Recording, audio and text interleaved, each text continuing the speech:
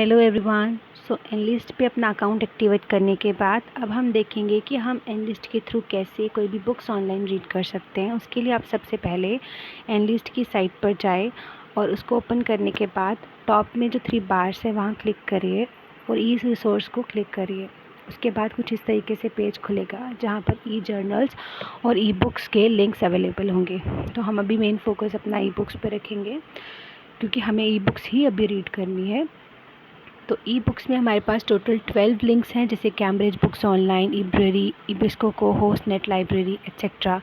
ये सब लिंक्स हैं। यहाँ पे डिफरेंट ई बुक्स अवेलेबल हैं। तो सबसे पहले जैसे मैं क्लिक करती हूँ कैम्ब्रिज बुक्स ऑनलाइन, तो कैम्ब्रिज बुक्स ऑनलाइन क्लिक करने के बाद पेज कुछ हमारे पास इस तरीके से खुलेगा।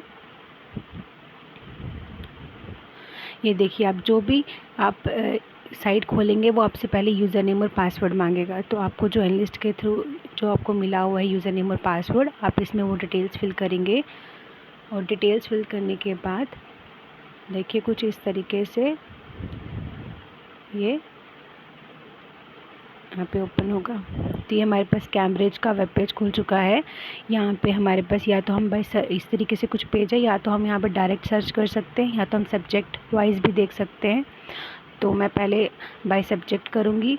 तो सब्जेक्ट देखने के लिए मैं ब्राउज़ बाय सब्जेक्ट पर क्लिक करूँगी। तो ये देखिए यहाँ पे इतने सारे सब्जेक्ट्स हैं। आपका जो भी सब्जेक्ट ऑफ इंटरेस्ट है आप वो क्लिक करके उसके अंदर कोई भी बुक देख सकते हैं। तो फॉर एग्ज़ाम्पल मैं लाइफ साइंसेस को क्लिक कर रही हूँ।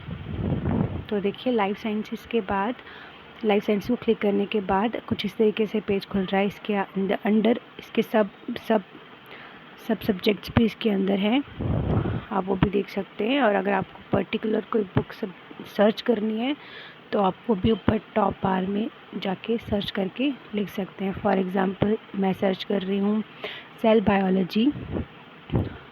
तो सेल बायोलॉजी को सर्च करने के बाद देखिए मेरे पास टोटल 17,556 रिज़ल्ट्स आए हैं। तो इसमें क्या होगा कि एक चीज़ है कि यहाँ पे आपको ज़रूरी नहीं है कि वही बुक मिले जो आपको अवेलेबल है। कुछ ऐसी बुक्स भी खुल सकती हैं जो हमें अवेलेबल नहीं है। तो उसके लिए आपको थोड़ा पेड है, उसके लिए आपको रजिस्टर करना पड़ता है। इस चीज़ से बचने के लिए हम क्या करेंगे, कैम्ब्रिज के पहले ही वेब पेज पे वापस जाएंगे और वहाँ पे हम पहले ही उस चीज़ को क्लिक कर देंगे कि only search content I have access to.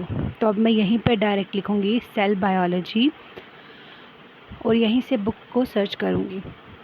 इससे क्या होगा कि सिर्फ वही बुक्स खुलेंगी जो मुझे अवेलेबल होंगी। देखिए ये क्लिक करने के बाद मुझे टोटल 13,449 बुक्स दिखी हैं। तो यहाँ पे अब वो बुक्स हैं जो हमारे लिए अवेलेबल हैं, मुझे वो सारी बुक्स शो हो रही है। तो अब यहाँ पे आप देखिए जो आपकी इंटरेस्ट की बुक है आप उसकी देख सकते हैं, उसको ओवरव्यू ले सकते हैं, उसकी समरी पढ़ सकते हैं और जो आपको अच्छी लगी आप उसको डाउनलोड कर सकते हैं, उसका PDF पढ़ सकते हैं। फॉर एग्ज़ाम्पल मैं ह्यूमन एम्ब्रियोनिक स्टेम सेल्स को रीड करना चाहती हूँ, तो मैं ये खोल रही हूँ और उसके बाद ये देखिए कुछ इस तरीके से पेज है।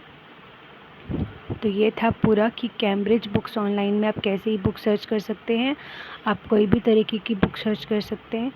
अब मैं आपको दूसरी वेबसाइट बताती हूँ, इब्ररी। उसके लिए आप वापस स्टार्टिंग पेज पर वापस जाइए और जैसे आप इब्ररी को क्लिक करेंगे तो यहाँ पे एक चीज़ है कि यहाँ पे जितने 12 लिंक्स दिए हैं आपको कोई भी खोलना है तो हर में आपसे वो यूज़र नेम और पासवर्ड मांगेगा। तो आपको हर बार यूज़र नेम और पासवर्ड यूज़ करना है। तो मैंने इब्ररी को क्लिक किया, उसके बाद वो फिर से इन्फॉर्मेशन मांग रहा है, यूज़र नेम और पासवर्ड। तो अपने आप इन्फॉर्मेशन फिल कर लीजिए कुछ इस तरीके से। उसके बाद पेज खुलेगा। ये देखिए इब्ररी का पेज। यहाँ पर आप यहाँ पे डायरेक्ट सर्च कर लीजिए। जैसे मैं फिर से सेल बायोलॉजी सर्च कर रही हूँ, तो सेल बायोलॉजी करके सर्च करके देखिए कुछ इस तरीके से बुक खुल रही हैं। 41,104 बुक्स आई हैं। और यहाँ पे तो डायरेक्ट लिखा रहेगा कि कौन सी बुक अवेलेबल है और कौन सी नहीं है। यहाँ पे वो ऑप्शन नहीं है कि आप वही कंटेंट खोल सके जो आपको अवेलेबल है। तो ये देखिए यहाँ पे आप बुक ऑनलाइन रीड भी कर सकते हैं, बुक को डाउनलोड भी कर सकते हैं और यहाँ पे बुक का पूरा कंटेंट भी दे रखा है। इब्ररी का एक बहुत अच्छा बेनिफिट है कि आप इसमें बुक शेल्फ्स भी क्रिएट कर सकते हैं। फॉर एग्ज़ाम्पल मैं आपको बताती हूँ कि बुक शेल्फ्स कैसे क्रिएट करनी है। ये बुक तो मैंने पहले से ही बुक शेल्फ में डाल दी है। मैं आपको दूसरी बुक करके बताती हूँ कि कैसे आप उसको बुक शेल्फ क्रिएट कर सकते हैं। फॉर एग्ज़ाम्पल मैं सेल बायोलॉजी के अंदर ही कोई दूसरी बुक पढ़ना चाहती हूँ। तो जैसे कि मैं बुक पढ़ रही हूँ एक एक बुक है, फॉर एग्ज़ाम्पल जैसे मैं पढ़ रही हूँ the cell biology of cyanobacteria, मैं इसको बाद में पढ़ना चाहती हूँ, तो इसके लिए क्या करूँगी, जो साइड में 4 ऑप्शंस दिए हैं जहाँ पे छोटा सा प्लस है लास्ट वाला ऑप्शन, उसको क्लिक करने के बाद ये ऑप्शन आएगा। यहाँ पे न्यू को क्लिक करूँगी और मैं एक फ़ोल्डर का नाम दे दूँगी। जैसे मैं एक न्यू फ़ोल्डर का नाम दे रही हूँ सेल बायोलॉजी बुक 2। आप कोई भी नाम दे सकते हैं, अपने फ़ोल्डर का नेम रख सकते हैं। सो ये नाम देने के बाद अब ये बुक डायरेक्ट मुझे बुक शेल्फ में ही मिल जाएगी, मुझे इसके लिए सर्च नहीं करना पड़ेगा दोबारा पूरा। तो अब इसको खोलने के लिए हम क्या करेंगे, ये जो ऊपर साइड में टॉप में 3 बार्स हैं, मैं इसको क्लिक करूँगी और ये क्लिक करने के बाद देखिए यहाँ पे लिखा आ रहा है बुक शेल्फ।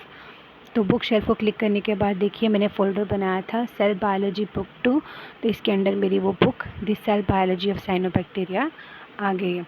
तो ये इसका बहुत अच्छा बेनिफिट है लाइब्रेरी का कि आप बुक शेल्फ्स क्रिएट कर सकते हैं। तो अब मैं ऐसे ही आप आपकी सारी वेबसाइट्स भी खोल सकते हैं और डिफरेंट बुक्स ई बुक्स को पढ़ सकते हैं। तो आई होप कि आपको ये सब अच्छे से समझ आ गया होगा और आप इसका पूरा बेनिफिट लेंगे।